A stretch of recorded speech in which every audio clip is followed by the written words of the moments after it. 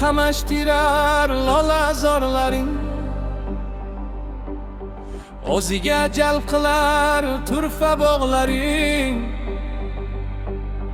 Qaddini keng yoyib turar tog'laring.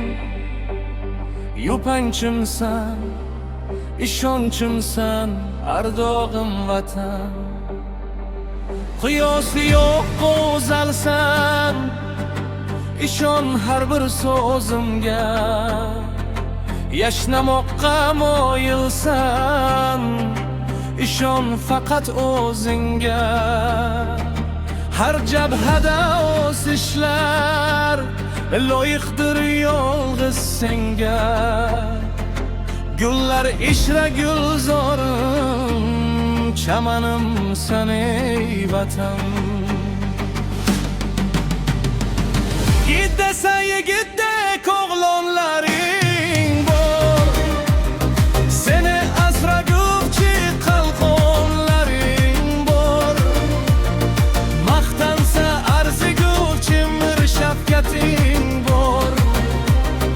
Yagonamsan, faxrimsan, obro'yim vatan. Yigit desa yigitdek o'g'lonlaring bor, seni asraguvchi qalqonlaring bor.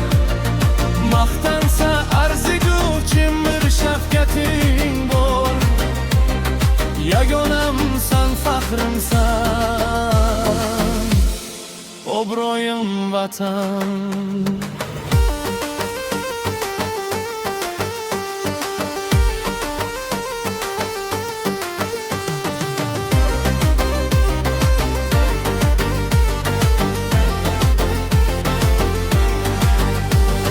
Ming tillaga alishmasman, seni chimdim tuprog'im. Ko'zga surtib avaylayman seni har bir qarching. Yuzta lashkar kuchi bu sening bitta o'g'loning. Suyanchimsan, asraganim, yagonam vatan. Vatanim sen mening faxrim, g'ururim. Qalbimdagi eng so'nggi sururim.